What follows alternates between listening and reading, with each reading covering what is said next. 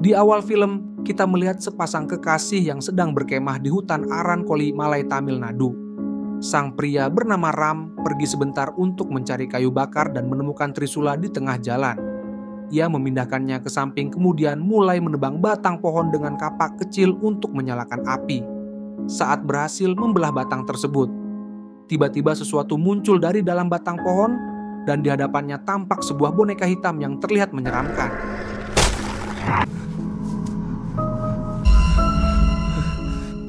Begitu Ram mengambil boneka itu, sosok misterius muncul di depannya. Ia ingin berteriak, tetapi suaranya seperti ditahan, seolah ada kekuatan gaib yang membungkamnya. Dalam sekejap, entitas itu menyerangnya dan membunuhnya. Kalian mungkin bertanya-tanya kenapa pacar Ram tidak datang menolong.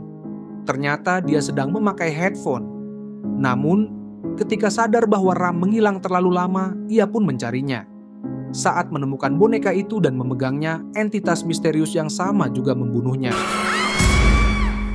Kita bisa mendengar teriakan perempuan itu, yang mengisyaratkan bahwa boneka tersebut memiliki kekuatan gaib. Mungkin ada roh yang terperangkap di dalamnya dan kini telah bebas. Beberapa bulan kemudian, kita diperkenalkan dengan sekelompok anak muda yang bernama Charan, Mena, Jerry, Setu, dan Charu. Charan dan Mena adalah pasangan, dan mereka berencana trekking di hutan yang sama. Namun, trekking di sana sebenarnya dilarang, yang berarti pasangan sebelumnya juga masuk secara ilegal. Dulunya, tempat itu adalah perkebunan kopi milik pemerintah, tetapi kemudian ditutup tanpa alasan yang jelas. Untuk masuk ke hutan, Charan meminta bantuan seorang pria bernama Mari untuk menjadi pemandu mereka. Mari adalah penjaga hutan sekaligus pemandu paruh waktu, sehingga ia sangat mengenal tempat itu. Saat melewati rumah Mari, anak perempuannya menghentikan mobil dan mengalungkan jimat di leher ayahnya. Ia mengingatkan ayahnya untuk tidak melepasnya. Biasanya Mari selalu memakai jimat itu, tapi hari ini ia lupa. Beruntung anaknya mengingatkan. Saat tiba di dekat hutan, mereka harus meninggalkan mobil karena ada pos pemeriksaan. Seorang teman Mari dari desa setempat menawarkan diri untuk menjaga mobil mereka. Mereka kemudian berangkat memasuki hutan. Sebelum masuk lebih dalam, Mari memperingatkan mereka bahwa setelah titik ini tidak akan ada sinyal ponsel. Beberapa waktu kemudian, mereka menemukan sungai kecil dan langsung bermain air. Mereka tertawa dan berteriak kegirangan. Tetapi Mari segera menyuruh mereka keluar. Ia mengatakan bahwa suara keras bisa menarik perhatian hewan buas. Mena tampak kesal, tetapi mereka tetap melanjutkan perjalanan. Tiba-tiba mereka sampai di sebuah area bertanda terlarang, dengan banyak lonceng tergantung di sana. Setu iseng menyentuhnya, dan seketika lonceng-lonceng itu jatuh ke tanah karena talinya sudah rapuh. Melihat ini, Mari tampak khawatir dan memperingatkan bahwa tempat ini berbahaya. Konon, ada roh jahat yang menghuni area tersebut. Mereka akhirnya menurut dan memilih jalur lain. Di tengah perjalanan, Charu mendengar suara aneh dari suatu tempat. Rasa penasaran membuat Charu mengikuti suara itu ke arah yang berbeda, hingga akhirnya tiba di tepi jurang. Tiba-tiba, Charu bingung karena tidak ada siapapun di belakangnya.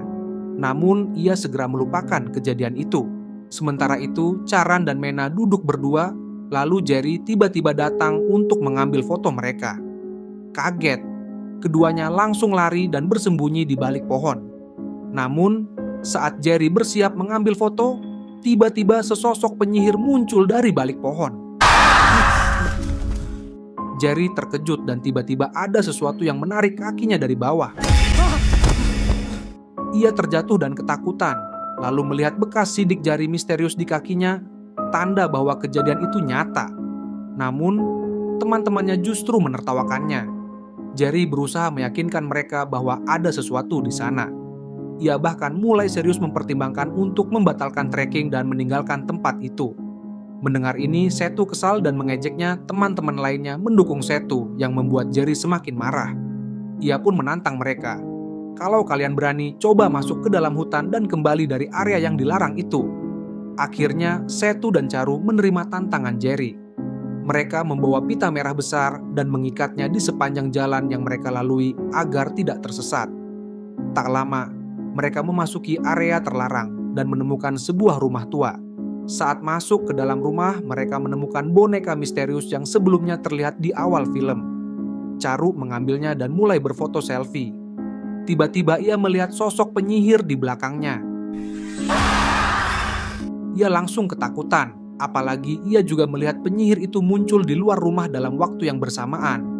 Ia panik dan memberitahu Setu, tetapi Setu tidak melihat apa-apa. Di sisi lain, Charan dan Mari mulai khawatir karena Setu dan Charu belum kembali. Mereka pergi mencarinya dan menemukan Charu tergeletak tak sadarkan diri dengan luka di kepalanya. Tiba-tiba Charu tertawa terbahak-bahak, diikuti oleh Setu yang muncul dan ikut tertawa. Saat itu, Charan dan Mari sadar bahwa mereka sedang dikerjai, yang membuat mereka marah. Mari dan Charan langsung kembali ke base camp. Namun sesampainya di sana, mereka melihat Setu dan Charu sudah lebih dulu tiba. Mereka semua tampak ketakutan dan gemetar. Hal ini membuat Charan bertanya-tanya, kalau mereka sudah di sini, lalu siapa yang tadi mengerjai kami?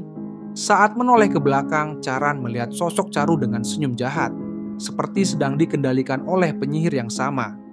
Dalam sekejap dia menghilang. Saat itu Mari akhirnya menyadari apa yang sedang terjadi dan berkata dengan wajah tegang, dia sudah kembali.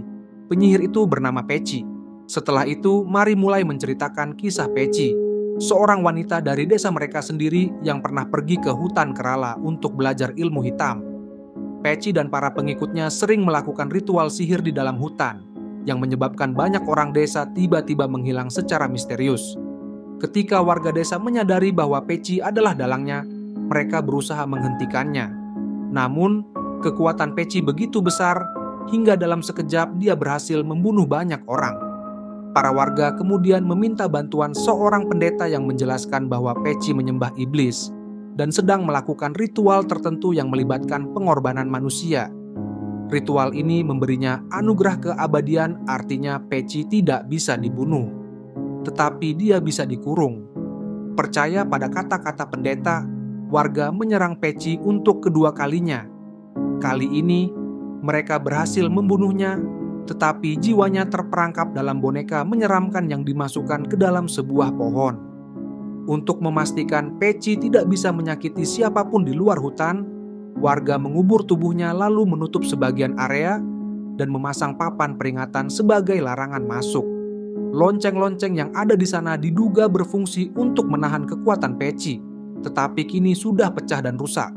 Bahkan, perkebunan kopi yang dulu ada di sana juga ditutup karena alasan ini. Mendengar cerita tersebut, semua orang ketakutan dan sepakat untuk segera meninggalkan hutan. Saat mereka mulai berkemas, Jerry menyadari bahwa kameranya hilang. Karena itu benda yang sangat berharga baginya, ia memutuskan untuk mencarinya kembali di dalam hutan, sehingga Mari akhirnya mengikuti di belakangnya. Setelah berjalan beberapa saat, Jerry berhasil menemukan kameranya. Namun, saat berbalik ia melihat dua Mari, satu di dekatnya dan satu lagi di kejauhan. Jerry mengira Mari yang ada di dekatnya adalah tipuan, sehingga ia mendorongnya dan segera berlari. Sayangnya, yang ia dorong adalah Mari asli, sedangkan sosok di kejauhan adalah ilusi Peci. Ketakutan, Jerry terus berlari hingga tanpa sadar masuk ke rumah Peci.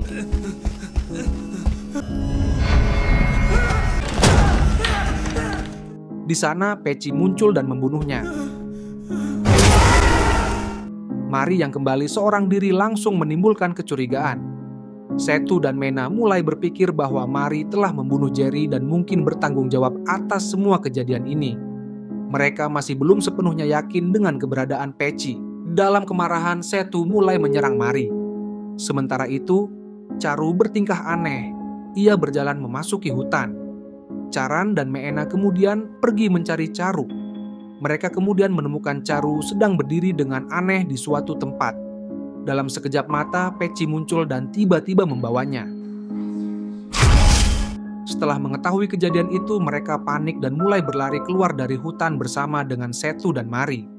Namun, saat Mari berlari menjauh, Tiba-tiba ada sosok Mari lain yang menggantikan tempatnya dan memimpin ketiga orang itu menuju rumah Peci. Setu yang menyadari ada yang tidak beres segera menghentikan Charan dan Meena. Sementara itu, Mari asli terlihat di tempat lain dan hampir diserang oleh Peci. Namun, sesuatu menghentikan Peci di tengah jalan, lalu dia menghilang begitu saja. Mari pun selamat. Apa yang melindunginya? Mari mengenakan jimat yang diberikan oleh putrinya. Jimat itu ternyata memiliki kekuatan untuk menangkal Peci. Tak lama kemudian, Meena menghilang. Charan dan Setu mulai mencarinya dan menemukan Meena di rumah Peci. Setu yang ketakutan langsung melarikan diri, sementara Charan tetap mencoba menyelamatkan Meena. Di sisi lain, Setu yang sedang berlari menemukan Jerry dalam kondisi luka parah.